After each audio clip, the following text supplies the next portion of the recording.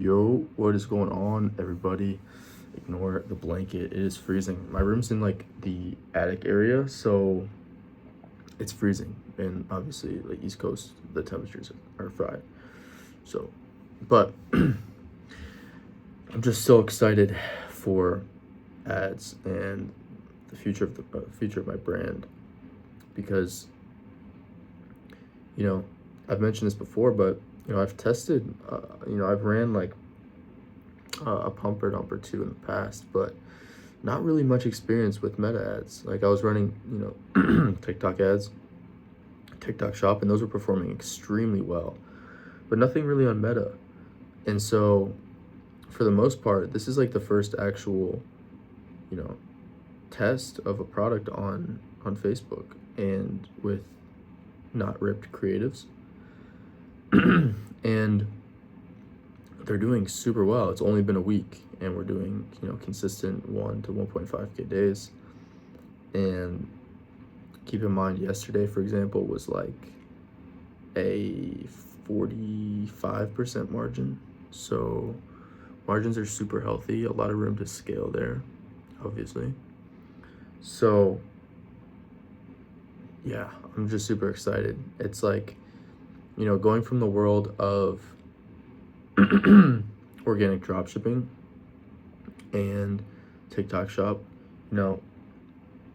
we're just so used to, like having a limit, like having like, okay, your work can get you this far. And it's just super interesting with Facebook ads because it really is limitless, right? Like I can essentially, like, assuming I have, I have winning creatives and I have, I'm testing a lot of new angles and a lot more new concepts. I can essentially just increase budgets and scale, and obviously easier said than done. And that won't work forever, but it's just, I love it. Like I just love meta ads. Like I'm obsessed right now. So I'm coming to be the best. I truly believe when I was doing organic dropshipping, I was the best at the time.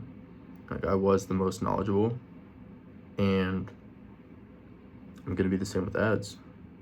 And I'm really good. One thing that I am really good with is like finding new strategies and like new ways to do things, if that makes sense. Like I'm super fucking creative. Like organic dropshipping, I was the first person to ever try like a FaceTime format, like try like the personal pages where you see this on Meta now. These people run third-party pages with partnership ads. So basically they're making fake pages that look like, let's say, a real person. Let's say they're selling a traveling bracelet or traveling gift. They'll have a Facebook page that's fake that's named like Jenny Travels, right? Just to make sure when the ad pops up to the customer, it looks more, it looks more real. It looks like it's from a real person, not the brand. I was the first person to ever do that on organic.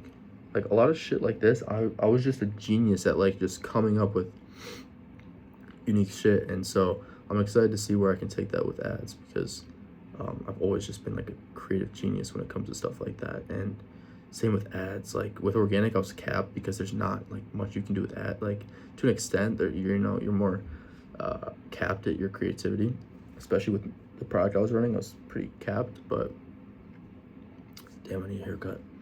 But yeah, creativity is endless and it's fucking cooking.